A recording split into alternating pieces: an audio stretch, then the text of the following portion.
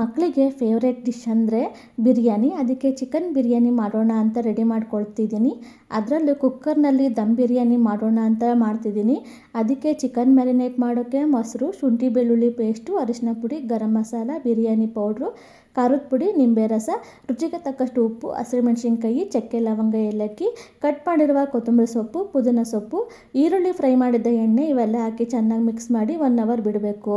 ಇವಾಗ ಒಂದು ಕಡಾಯಿಗೆ ನೀರು, ಪಲಾವ್ ಎಲೆ, ಲವಂಗ ಏಲಕ್ಕಿ, ಹಸಿಮೆಣಸಿನ್ಕಾಯಿ, ನಿಂಬೆಹಣ್ಣಿನ ಸ್ಲೈಸು, ಪುದೀನ ಸೊಪ್ಪು, ಕೊತ್ತಂಬರಿ ಸೊಪ್ಪು, ಉಪ್ಪು ಇವನ್ನೆಲ್ಲ ಹಾಕಿ ಕುದಿಸ್ಬೇಕು.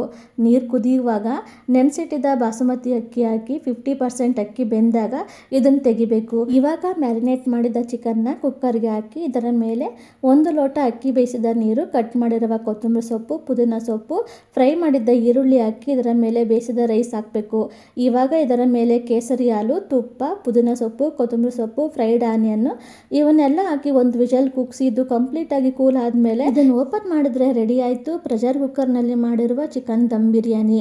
ಕುಕ್ಕರ್ನಲ್ಲಿ ಮಾಡುವಾಗ ಅನ್ನ ಸ್ಟಿಕ್ಕಿ ಆಗಿರುತ್ತೆ, ಚಿಕನ್ ತುಂಬ ಬೆಂದಿರುತ್ತೆ, ತಳ ಸೀದೋಗುತ್ತೆ ಅನ್ನೋರು ಈ ರೀತಿ ಒಂದ್ಸಲ ಟ್ರೈ ಮಾಡಿ. ನೋಡ್ತಿರ್ಬೋದು ಬಿರಿಯಾನಿ ಎಷ್ಟೊಂದು ಚೆನ್ನಾಗಿ ಬಂದಿದೆ ಅಂತ. ರೈಸು ಅಷ್ಟೇ ತುಂಬ ಬಿಡಿ ಬಿಡಿಯಾಗಿ ಬಂದಿದೆ.